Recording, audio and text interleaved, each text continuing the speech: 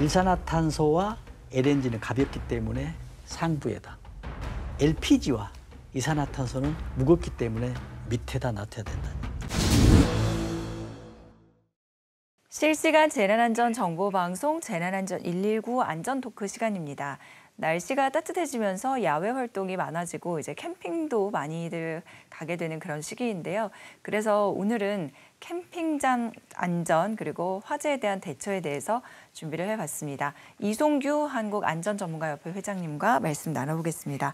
어서 오십시오. 네, 안녕하세요. 네, 저희가 이렇게 보다 보니까 지금으로부터 10년 전에 강화도에서 그냥 캠핑장도 아니고 글램핑장에서 이제 화재가 있었고요. 아마 기억하시는 분들이 많을 거예요. 왜냐하면 어린이가 3명이나 숨졌고 또 이제 5명이 숨졌고 그리고 2명이 또 다치는 그런 안타까운 산변이었는데 먼저 10년 전 이야기이기 때문에 뉴스 영상 보시고 말씀 이어가 보도록 하겠습니다. 네. 텐트 안에서 빛이 번쩍거리더니 순식간에 불길이 치솟습니다. 사람들이 불을 끄기 위해 동분서주하지만 역부족입니다. 오늘 새벽 2시 10분쯤 인천시 강화군의 한 캠핑장에 설치돼 있던 텐트 한 동에서 불이 났습니다. 두 가족이 자고 있었는데 36살 천모 씨와 천 씨의 아들, 그리고 37살 이모 씨와 이 씨의 아들 2명 등 모두 5명이 숨졌습니다. 이 씨의 8살 난 둘째 아들은 옆 텐트에 있던 43살 박모 씨가 가까스로 구해냈지만 전신에 화상을 입어 병원으로 옮겨졌습니다. 합동 감식 결과 불은 텐트 안에 있던 냉장고 주변에서 시작됐고 깊이 잠들었던 두 가족은 손 쓸 틈도 없이 화를 당했습니다. 현장에는 이런 텐트가 있었지만 불이 나면서 순식간에 타버렸고 지금은 잿더미만 남았습니다. 불이 난 캠핑장의 펜션과 텐트는 신고를 하지 않은 시설로 화재 보험에도 가입돼 있지 않았습니다. 경찰은 펜션업주와 관리인 등을 불러 과실 여부를 조사하는 한편 정확한 화재 원인을 밝히기 위해 내일쯤 사망자들을 부검하고 펜션을 압수수색하기로 했습니다. 불이 난 텐트와 같은 텐트의 내부입니다. 16제곱미터 크기의 전기 열선을 깐 난방 시설은 물론 냉장고와 텔레비전 등 가전제품에 전기 콘센트까지 갖추고 있습니다. 최근 인기를 누리고 있는 이른바 글램핑용 텐트인데 건축물이 아니라서 신고도 안 돼 있고 소방법 적용도 받지 않고 있습니다.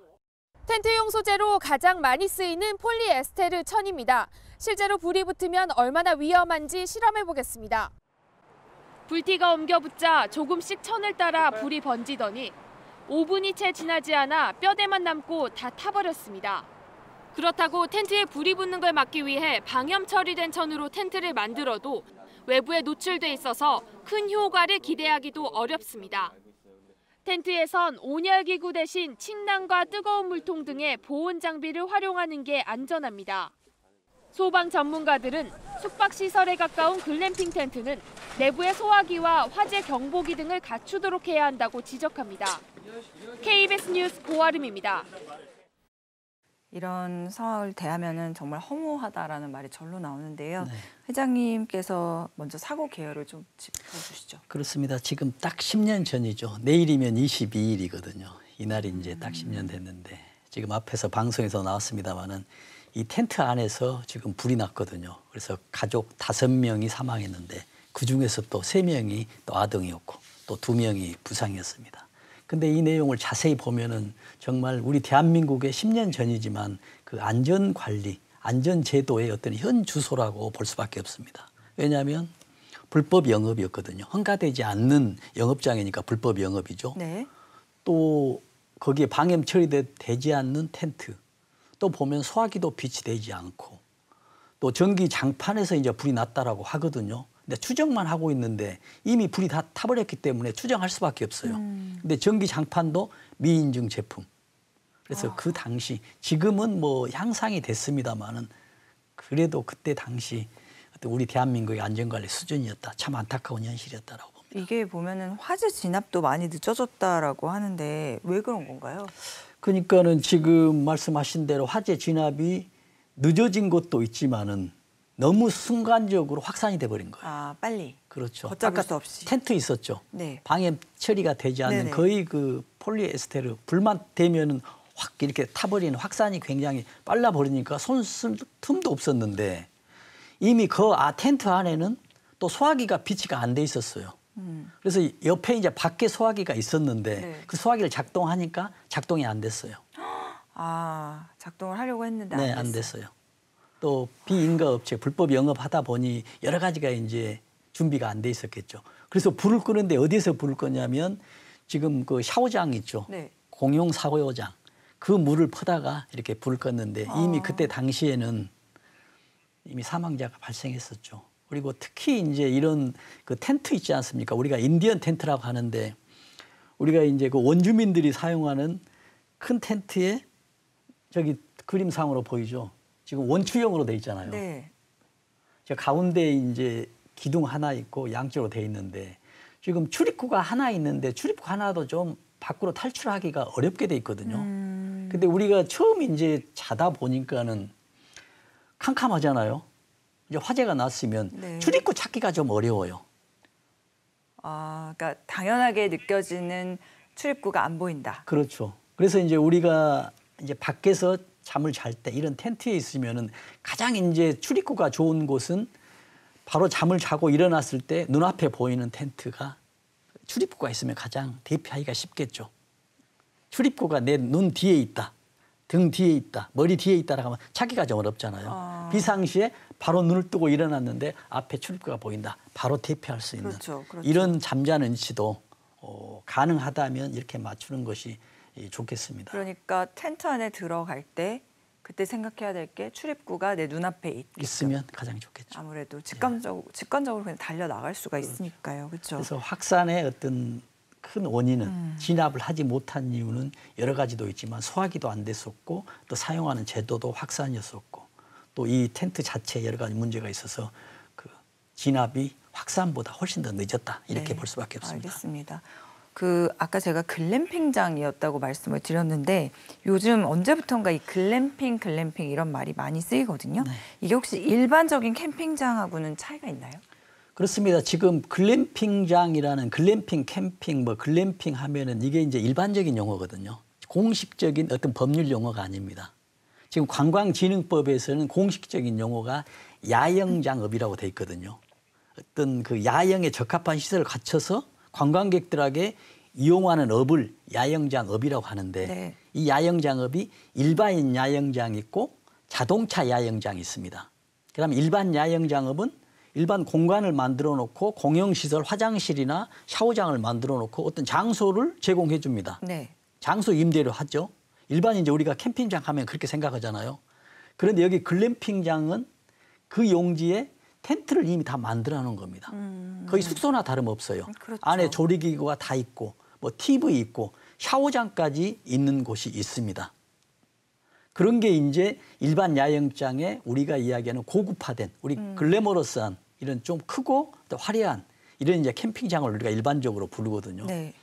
그런데 이제 또 하나는 우리가 자동차 어떤 야영업자고 있는데 지금 사고 난 것 이거는 일반 캠핑장과 업종은 다르지만 내용 시설 면에서는 굉장히 그 좋은 큰 이런 그 숙소나 다름없는 곳이다 이렇게 해석하면 되겠습니다. 네.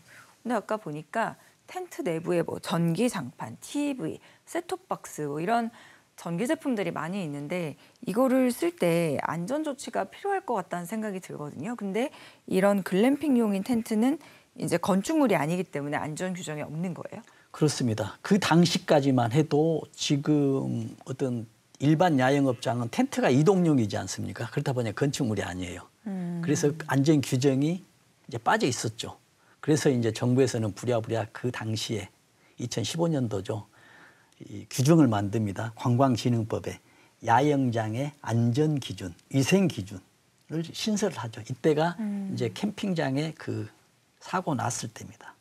그래서 그 이후에 이제 뭐 등록을 받고 뭐 신고를 받고 뭐 허가를 하는데 이 야영장은 우리가 그 허가를 받을 때 네. 신고 기준이 있고 뭐 등록 기준이 있고 인허가 기준 이 3단계로 돼 있는데 이제 두 번째 등록 기준이거든요. 등록 기준은 거의 뭐 형식적인 단계입니다. 어떤 조건만 맞추어지면은 영업 등록증을 가지고 받으면 이제 영업을 하는 그런 좀 허술한 제도이기 때문에요. 좀 우리가 앞으로 더 주의해야 되겠다라는 생각을 듭니다. 네. 이게 이제 10년 전 얘기이기 때문에 지금은 그럼 어떤지 궁금한데 이런 글램핑용 텐트가 소방법 적용을 받고 또 안전 기준은 어떤 내용들이 보강됐는지 어떻습니까? 네, 그래서 아까 말씀드린 대로 그 안전과 위생 기준이 신설이 됐다 했잖아요. 2015년도에. 그 네. 이후로 촘촘하게 돼 있습니다. 그 내용을 이제 한번 보면 네. 지금 그 일반 그 텐트 안에서 야영 시설 안에서는 전기용품하고 화기용품을 사용하지 않도록 안내를 하고 있어요. 사용의 금지가 아니라 사용하지 말아라고 주로 안내를 하고 있습니다. 권유 정도. 그렇죠. 위험하니까. 그다음에 또 뭐가 되냐면 야영용 이 시설에 이제 텐트 시설 되겠죠. 여기에 소화기하고 단독 경보용 연기 감지기를 설치하도록 돼 있어요. 네. 왜냐하면 지금 불이 났을 때 연기를 감지하면 어떤 알람을 제공해 줘야 되잖아요. 그렇죠. 여기에 또 뭐가 있냐면 일산화탄소 농도 측정기. 일산화탄소가 어느 정도 이상이 되면 경보를 알려주는 이런 거. 또 누전 차단기, 손전 등 이러한 것들이 전부 다 의무 비치하도록 야영장의 안전위생 기준에 포함이 돼 있습니다. 이제 개선된 이유죠. 그다음에 또 야영 시설에는 어떤 텐트 같은 데는 3m 이상의 유격거리도 두게 돼 있어요. 네. 또 안에서는 우리가 화목난로, 또 펠릿이라고 하거든요. 우리가 톱밥 이런 게 있죠. 톱밥을 압축시켜 보면은 연료처럼 나무화 돼 있잖아요. 이걸 펠릿이라고 하는데 이런 연료도 사용 못하게 돼 있고. 그래서 여러 가지 어떤 안전 규정들이 세분화돼 있어서 관리를 하고 있는데 이것도 중요하지만 더 중요한 것은 불법 영업을 해버리면은 이 단속에 적발되지 않으면 이 갖추지 않고 불법적 영업을 할 수 있기 때문에 정말 우리가 사용하는 사람이 의무적으로 확인하지 않으면 어떤 특단의 방법이 없을 수도 있다라는 이런 생각이 되기 때문에. 그렇군요. 지금 말씀하신 거의 연장선상에서 골든 액션이라고 할 만한 거 있을까요? 캠핑장 화재 발생 시. 그렇죠. 우리가 이제 어떤 재난이나 발생하면 이제 크게 두 가지 어떤 단계로 보거든요. 어떤 재난의 예방, 그 다음에 대응. 근데 우리가 불로 보면 화재로 보면은 화재 예방 단계, 화재 대응 단계. 화재가 불이 나지 않기 위해서는 어떻게 해야 되고 난 다음엔 어떻게? 난데 이제 화재가 났을 때는 그럼 대응을 어떻게 할 거냐는 얘기죠. 지금은 이제 예방 앵커께서 질문하신 게 지금 우리가 불이 나지 않게 예방을 어떻게 할 거냐는 얘기죠. 지금 불이 나게 안 나려고 하면은 가장 중요한 거는 그렇잖아요. 지금 전부 다 등록돼 있다라고 하는데 자세히 보지 않으면 등록돼 있는지 불법 영업인지 알 수가 없거든요. 그래서 우리가 그 시설을 활용하려면 불법 영역인지 등록돼 있는지를 활용을 하고 등록돼 있음을 해야 되겠죠. 그리고 거기를 갔어요. 가면 이제 텐트가 있잖아요. 그러면 텐트가 아까 방음 처리 안 돼 있었잖아요. 네. 방음 처리가 돼 있는지 확인을 해야 되겠죠. 텐트에 보면은 방음 마크가 돼 있습니다. 방염. 방염. 염. 네. 그래서 불에 타지 않는 걸로 코팅이 돼 있으면 이 텐트는 불이 잘 타지 않는다라고 이제 이렇게 또 돼 있으니까 확인해야 되고요. 특히 또 이제 불이 나지 않게 하기 위해서는 어떤 전열기구 있죠. 지금 모든 것들이 이제 전열기구에서 거의 대부분 발생을 그렇죠. 하거든요. 그렇죠. 그래서 전열기구를 최소한으로 사용해야 되겠죠. 또 전열기구를 사용하다 보면 콘센트가 있을 때 어느 용량 이상 되면 전원이 차단되는 이런 콘센트도 있거든요. 뭐 알람을 준다든지 이런 것들을 사용해야 되는데 뭐 무작정 뭐 여러 전열기구를 사용하다 보면은 또 화재 위험에 노출돼 있기 때문에 또 중요하되고요. 특히 이제 조리 시에 우리가 안에서는 이제 조리를 잘 하지 않도록 돼 있는데 그래도 불가피하게 조리할 경우가 있잖아요. 그렇죠. 그럴 경우에는 이런 환기, 뭐 가스가 누출되는지, 전기가 누전되는지, 또 이로 인해서 일산화탄소가 발생하는지 이거에 대해서 꼭 주의를 해야 되고요. 또 더 중요한 것은 지금 화재가 예방하기 위해서잖아요. 불이 나지 않게 해서는 진짜 소화기가 있어야 되잖아요. 그래서 소화기를 비치하고 비치가 돼 있는지를 확인해야만이 이 불이 나지 않는 어떤 예방 단계라고 이렇게 볼 수 있겠습니다. 네. 그러면 예방 말고요. 말씀하신 대로 화재가 발생 그렇습니다. 시에는 초기 대응을 그럼 어떻게 해야 되나요? 그렇습니다. 이제 이 대응 단계, 이 단계가 이제 정말로 이제 불이 났을 단계거든요. 이게 이제 굉장히 중요하죠. 네. 그러니까는 첫 번째로 이제 생각해야 될 게 그거거든요. 불이 딱 났어요. 여기에 불이 났어요. 그러면 대피를 해야 될 건가? 아니면 지금 저기 소화기가 보이죠? 저 소화기로 불을 꺼야 될 건가? 이 둘 중에 하나를 판단해야 되거든요. 그렇죠. 불을 끌 수 있음에도 불구하고 그 불을 놔두고 대피만 해버렸을 경우에는 불이 커지겠죠. 더 큰 불이 돼서 확산이 되고요. 또 만약에 대피를 해야 되는데 대피를 하지 않고 소화기를 들고 불을 끄다가 또 여기서 큰 참변을 또 당할 수가 있거든요. 너무 어려운 판단인 것 같아요. 그렇죠. 특히 이제 여성이나 어린 분들은 또 더 무섭잖아요. 근데 일단은 노약다. 불을 끄려고 하기보다는 도망가려고 하지 않을까요? 아닌가요? 일단 이미 초기에 정말 초기에 저 소화기가 눈에 안 보인다라고 했던 주위에 옷을 벗어서 뭐 덮는 경우도 있습니다. 왜냐하면 이 불이라는 건 조그마한 불은 불이 나려면 딱 3대 조건이 있거든요. 공기가 또 그렇죠. 산소가 있어야 네. 됩니다. 그다음에 연료가 있어야 되고 또 불꽃이 있어야 되거든요. 그래서 연료하고 불꽃이 있어요. 조그마한 불에. 성냥에 불이 딱 있었잖아요. 그러면은 어떤 큰 종이라든지 옷을 딱 덮어버리면 산소가 차단되기 때문에 실드 쳐버리거든요. 그다음 금방 꺼지거든요. 그런데 그런 상황인데 무조건 이제 대피를 하게 되면 그 불은 더 커지기 때문에 이 상황이 굉장히 또 어렵습니다. 상황에 따라서 사람에 따라서도 다르고요. 어떤 지식이나 있으면은 이거에서 대응하기가 좀 더 시간이 지체되더라도 할 수 있는데 전혀 내용을 모르는 노약자나 어린이 그러다 보니까 이런 대응하는데 어렵지만 일단 이걸 판단을 해야 됩니다. 그 다음에 이제 판단이 한 다음에 주변에 알려야 되겠죠. 뭐 텐트 안이든 아니면 집에 건물이든 일단 비상벨을 누를 수 있으면 누르고요. 주변에 알려야 사람들이 대피를 하게 되겠죠. 그 다음에 이제 대피를 하게 되면 이미 연기에 우리가 질식할 수가 있거든요. 네. 대부분 대부분 불이 나잖아요. 그러면은 90% 이상이 전부 다 연기에 질식해서 사망하거든요. 불에 타서 사망하는 것은 그렇게 많지 않아요. 이미 불이 났는데 우리가 추락해서 떨어져서 사망하잖아요. 이거는 추락으로 통계가 잡히거든요. 결국 뭐가 되냐면 연기에 의해서 숨을 쉬지 못하기 때문에 밖으로 떨어지는 것이죠. 결국 이것도 연기거든요. 그러다 보니까 이걸 막기 위해서는 어떤 수건으로 코와 입을 막고 이미 수건 자체에서 필터링이 한번 되잖아요. 네. 그러면서 이제 대피하는 것이죠. 그럼 밖에서 대피할 때도 바람이 분다는 얘기잖아요. 그러면 바람의 역방향으로 가면 훨씬 더 연기가 덜 오겠죠. 바람 부는 방향으로 불길이 번질 거고 연기도 날 거니까 그렇죠. 반대로 가야 그렇죠. 피할 수 있죠. 그리고 이제 어떤 캠핑장 같은 데 보면은 주변에 가연성 연료들이 물질들이 좀 있을 수 있잖아요. 그럼 바람이 분다. 불이 타고 가는 방향에 좀 그런 물건들을 좀 다른 데로 옮겨 놓는 이런 것도 좀 필요하고요. 그러니까 더 이상 불이 번지지 않게끔 그렇죠. 그렇게 배려를 하는 거죠. 네.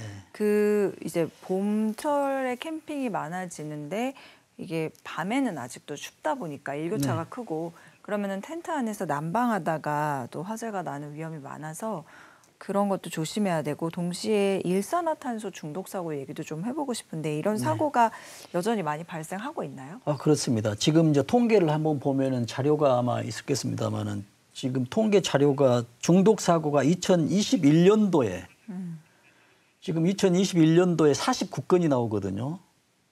지금 저기 나오죠. 네. 지금 캠핑 중 가스 중독 사고 지금 소방청 자료거든요. 네네. 21년도에 49건이 나오고 22년도에 39건, 23년도에 65건이 나옵니다. 지금 캠핑 중에서 가스 사고, 네. 이제 가스 사고도 뭐 일산화탄소 가스가 있고 또 다른 가스, 뭐 LPG 가스, 뭐 LNG 가스도 있겠지만은 대부분이 이제 저 가스 중독 통틀어서 저렇게 돼 있는데요. 그렇군요. 지금 밑에 월별로 보잖아요. 우리가 지금 일산화탄소는 불의 연소 과정에서 불에 타면서 발생하기 때문에 우리가 캠핑 중에 하면은 주로 겨울에 지금 많이 사고 나겠잖아요. 네. 그래서 월별로 보면은 12월 달이 제일 많고요. 24건. 제일 춥고 그렇죠. 1월도. 그렇죠. 그다음에 두 번째 보면 11월이거든요. 1월이 제일 많네요. 1월이. 4월도 많아요. 네. 4월이 네 번째로 많습니다. 네.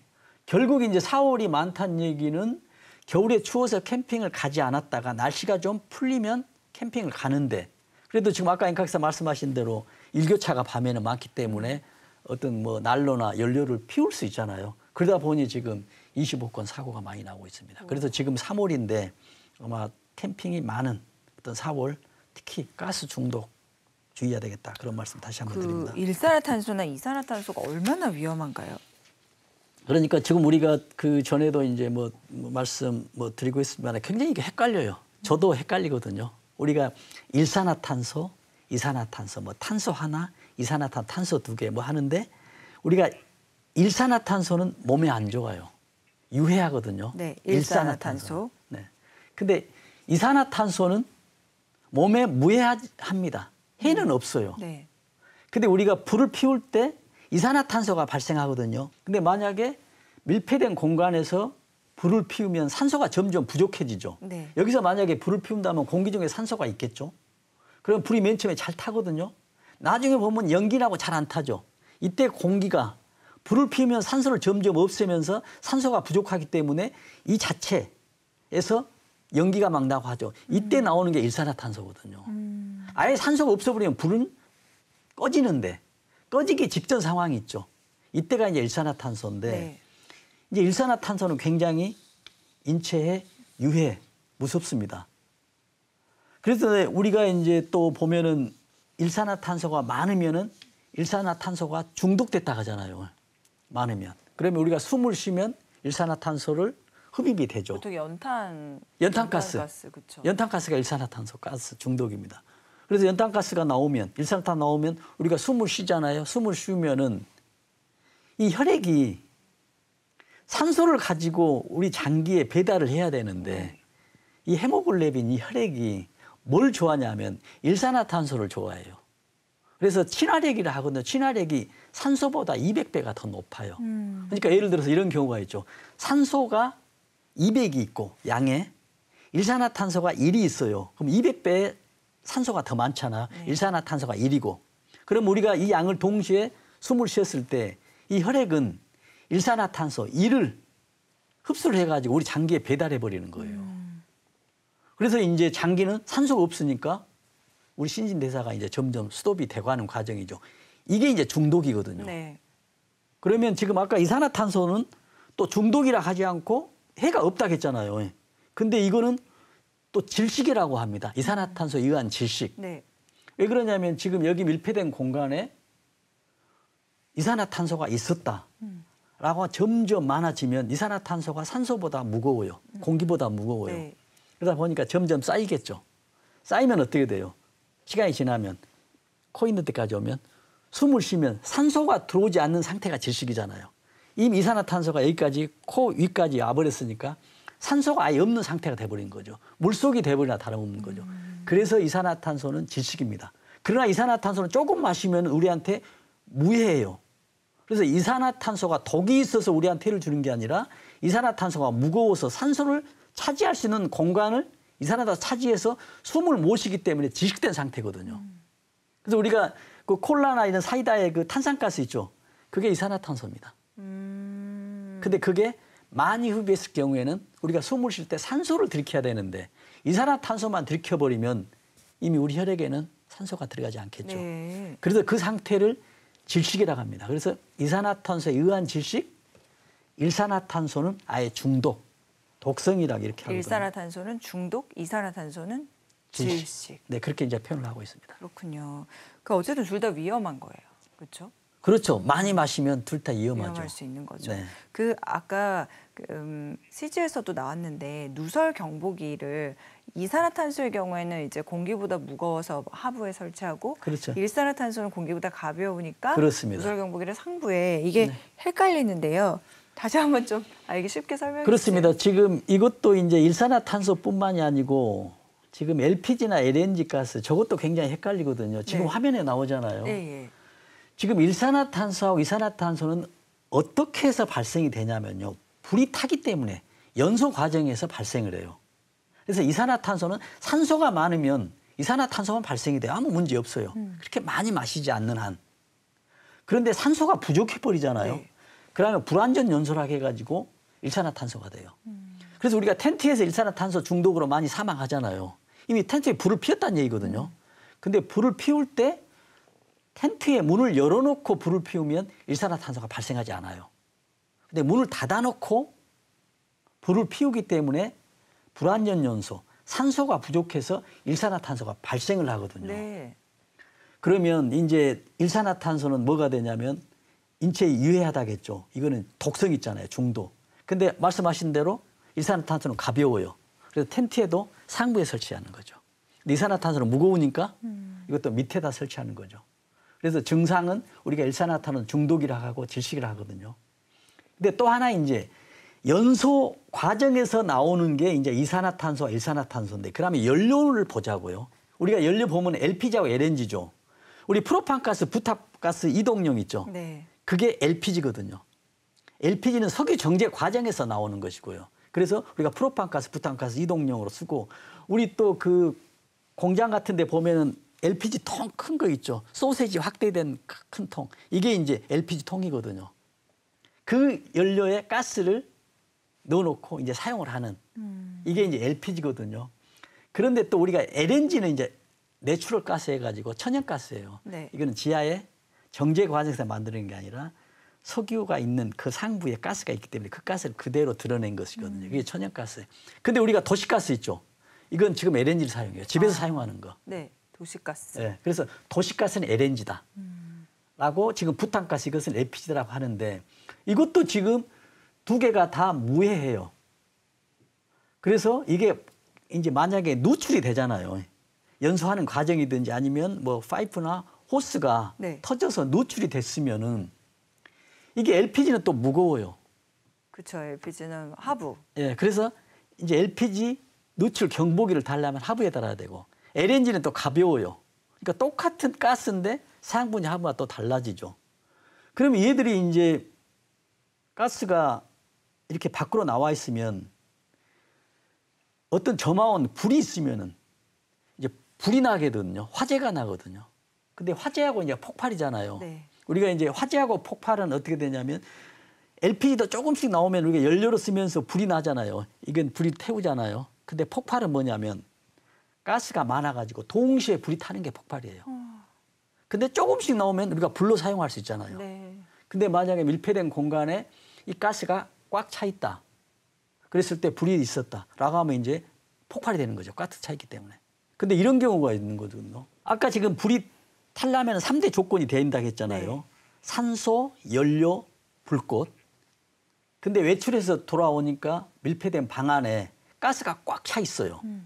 그러면 불을 피우고 연료를 피웠는데도 괜찮아요. 왜냐하면 너무 가득 차 있어요. 그러다 보니까 산소가 없는 거예요. 가스만 차 있어요. 그러면 불이 있어도 안 되죠. 불이 타는 지금 퍼센테이지가 약 10% 안팎이에요. 가스마다 좀 다르는데. 근데 10%가 아니고 한 20%가 차 있어요. 그러면 불을 라이터를 켜도 폭발하지 않겠죠. 산소가 부족하니까. 그러면서 어떻게 되냐면 괜찮겠다 하면서 창문을 열어놓죠. 창문을 열어놓으면 밖에 공기가 들어오면서 안에 있는 가스 농도가 점점 떨어지겠죠. 네. 10도 농도 떨어지면 이제 폭발하는 그때 이제 라이터를 켜거나 불을 켜면 번쩍하겠죠. 이 번쩍하는 불빛에서도 폭발되거든요. 이제 굉장히 중요한 순간이잖아요. 밖에 가득 차 있어도 불을 켰는데 불이 나지 않으니까 집안에 괜찮겠다라고 창문을 딱 열어놓으면서 10% 폭발 농도에 점점 오는데 그때 마침 가스레인지 불을 켰다, 라이터를 켰다, 뭐 전등 있잖아요. 화장실 불을 켜면 번쩍하잖아요. 그때 폭발할 수가 있거든요. 그래서 그만큼 이제 농도가 중요하거든요. 그래서 아까 이야기한 대로 다시 정리를 하면은 일산화탄소와 LNG는 가볍기 때문에 상부에다. LPG와 이산화탄소는 무겁기 때문에 밑에다 놔둬야 된다는 얘기죠. 그러면은 뭐 LNG를 많이 쓸 때는 상부에, 그렇죠. LPG를 많이 쓸 때는 하부에.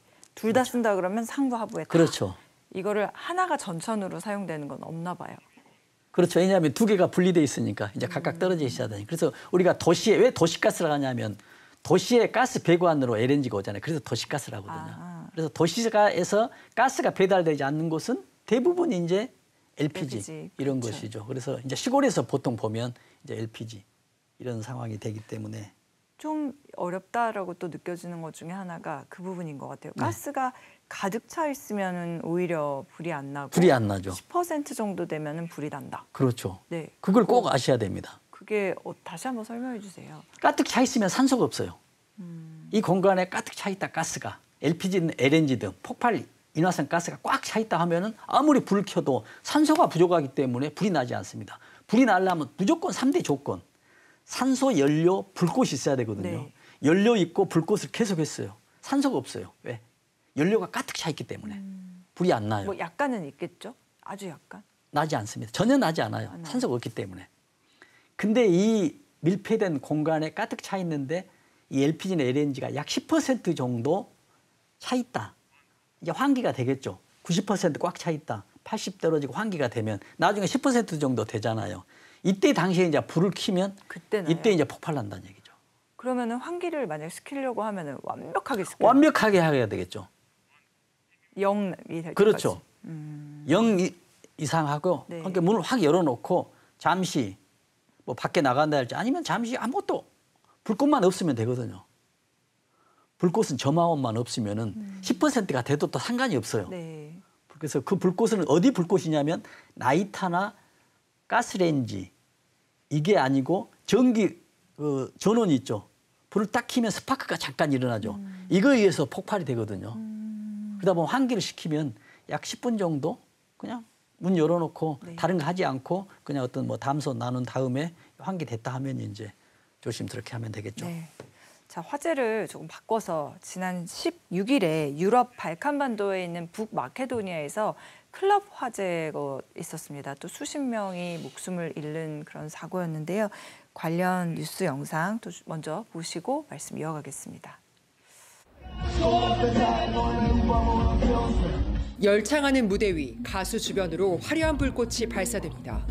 불꽃은 천장으로까지 높이 튀어 화염이 일기 시작합니다.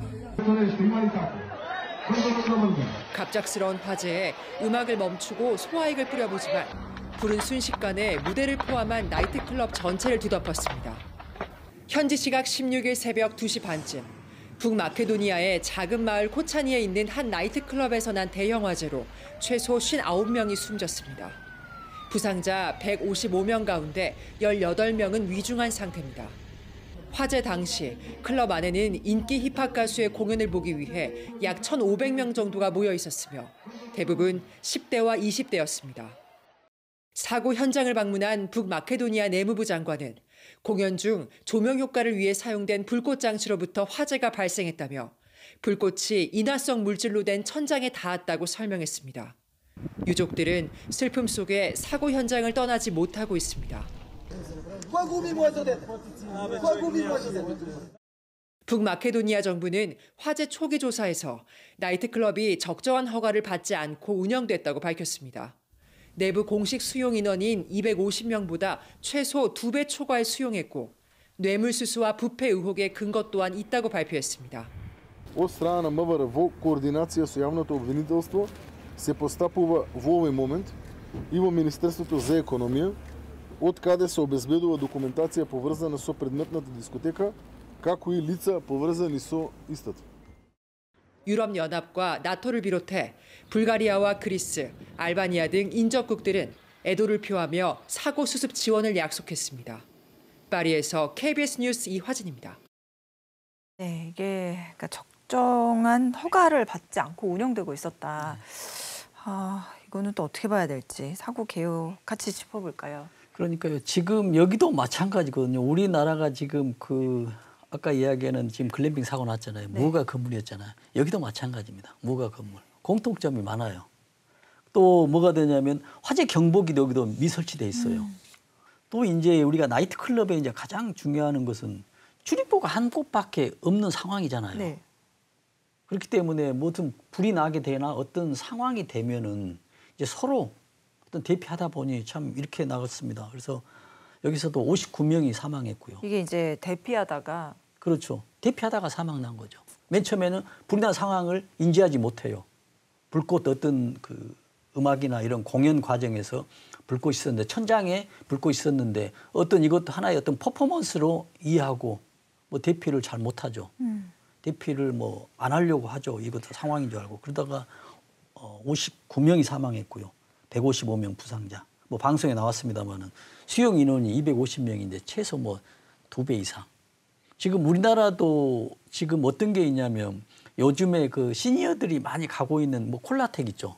여기도 엄청난 사람들이 많이 출입하고 있다고 하는데요.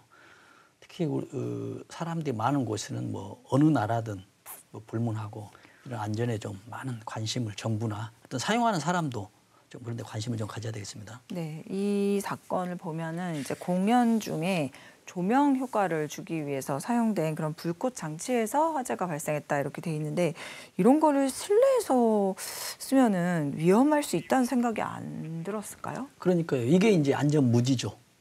잘 모른다는 얘기죠. 아, 이거 공연인데 이게 뭐 불꽃인데 얼마나 이게 천장에 가서 뭐 불이 날까? 이게 이제 모르는 상태에서 하는 것이죠. 불이 날 것 같은데 아, 우리는 괜찮거야라고 했다면 이제 안전 불감증인데요. 그런데 이제 이런 유사 사고가 언제 있었냐면요. 지금 2003년도에 미국에서 지금 로드 아일랜드 주에서 똑같은 불꽃 이렇게 공연이었거든요. 여기에서 일로 인해서 천장에 불이 나가지고 100명이 사망한 거예요. 네, 100명. 아, 이때도 정말 컸네요. 인명 피해 규모가. 근데 인명 피해를 보면은 이 동영상이 있거든요. 지금 나가고 있는 거는 이제 북마케도니아 네. 사고 이번 사건이고, 네. 예, 지금 미국에 났었다 2003년도에 미국은 20여 년 전에. 20여 년 전에 네. 로드 아일랜드 주에 그때 스테이션 나이트 클럽입니다. 아마 인터넷 그러니까 검색하면 이게 나오고. 뭐 후진국형 사고다라고 말할 수도 없네요. 미국에서도 이런 사건이 있었다면. 선진국이지만 안전 제도는 후진국이다. 이렇게 볼 수밖에 없죠. 네. 그때 당시에 정말 제가 이 영상을 보면은 한 3, 4분 만에 100명이 사망하거든요. 왜냐하면 1, 2분 만에 그 지하에 있는 전기가 스톱이 되거든요. 이제 압이 교환이 시작됩니다. 출입구 하나 있는데 사람들이 전부 그렇죠. 몰리죠. 그래서 100명이 이때도 사망하고요. 230명이 사망하는데 이것도 똑같습니다. 그러는데 또 미국에서 이 사고, 이게 이제 유사 사고죠. 근데 미국에서 2003년도 또 한 달 전에, 3일 전에네요, 보니까. 2월 27일. 그때는 2월 20일인데 여기서도 보면은 나이트클럽에서 압사 사고가 나는데 21명이 사망하거든요. 이때는 불이 나는 게 아니고 여기서 나이트클럽에 있는 여자들이 섬짐으로 오는 그 사람들이 서로 싸움이 일어나는 거예요. 그래서 어떤 그 관리자 있죠. 여기 뭐 서빙하는 이런 분들이 뭐 체류탄을 뭐 발사하고 막 이래요. 그러다 보니까는 더 난장판이 돼가지고. 둘 다 그러니까 로드 아일랜드도 그렇고 시카고도 그렇고 2003년 2월에 네. 둘 다. 네.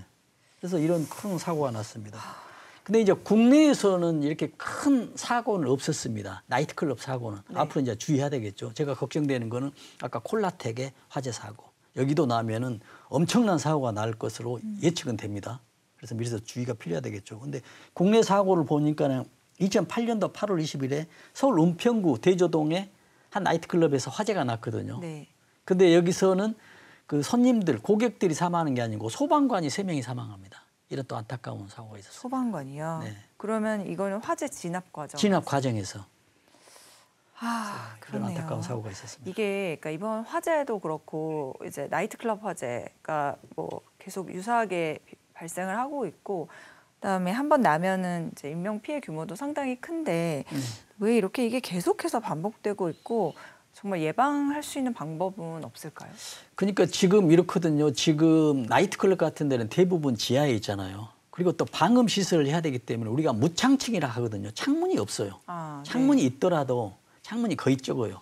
이런 구조로 돼 있기 때문에 우리가 그 피난 계단을 대피할 수 있는 계단을 이제 피난 계단이라고 하지 않습니까? 피난 계단이 있어요. 규정상. 그런데 그 피난 계단을 대피용, 피난용으로 사용하는 게 아니고 고객들 출입용으로 사용해 버리거든요. 그러다 보니까는 피난 계단이 없어져 버리는 겁니다. 그러니까 원래는 출입구 계단은 따로 있고 출입구는 엘리베이터 있죠. 예. 엘리베이터는 출입구예요. 네. 그리고 밑에 지하로 가는 거 있죠. 이거는 피난 계단입니다. 그런데 고객들이 불편하니까는 피난 계단을 주 출입구로 사용해 버리는 거예요. 그러다 보니까 불이 나면 어떻게 돼요? 피난 계단이 없어져 버리는 것이잖아요. 그래서 지금 지하에서 화재가 발생했을 때 특히 나이트클럽 같은 경우는 비단 계단이 있는데 그 용도로 활용하지 못하고 출입구 용도로 하기 때문에 이게 가장 큰 문제입니다. 그러니까 피난 계단이 있는데 없는 거네요. 없는 거나 다름없이 돼버리죠. 그래서 저는 이제 이렇게 이야기하거든요. 우리가 안전관리를 하면은 획일적으로 안전관리를 하거든요. 뭐 1층의 화재 안전관리나 지하에 500명, 1000명이 드는 안전관리나 별 차이가 없어요. 그래서 저는 획일적인 안전관리를 하거든요. 그게 아니라 고위험도별로, 위험 요인별로 안전관리가 달라져야 한다는 얘기죠. 지하의 나이트클럽에 500명 이상 몇백 명이 들어가는 이런 곳은 화재가 나면 굉장히 위험하잖아요. 이거에 대해서는 안전 관리를 더 촘촘하게 할 수 있는 네. 이런 위험 요인별 안전 관리 제도가 꼭 위험 필요하다. 요인별로. 네, 네. 그 말씀을 드립니다. 알겠습니다. 뭐 어려운 것 같지만 이런 게 다 지켜져야지만은 그만큼 큰 대규모의 인명 피해 사고를 또 막을 수 있을 것 같아서요. 뭐 이번 한 번으로 끝나는 게 아니라 앞으로도 계속 기회가 될 때마다 모시고 말씀 들어보겠습니다. 오늘 무엇보다 그 누출 경보기 설치 위치 또 한번 말씀해 주셔서 감사드립니다. 자, 오늘은 여기까지 듣도록 하겠습니다. 지금까지 한국안전전문가협회 이송규 회장님과 함께 캠핑장 또 클럽 안전 등에 대해서 알아봤습니다. 오늘 말씀 고맙습니다. 네, 감사합니다.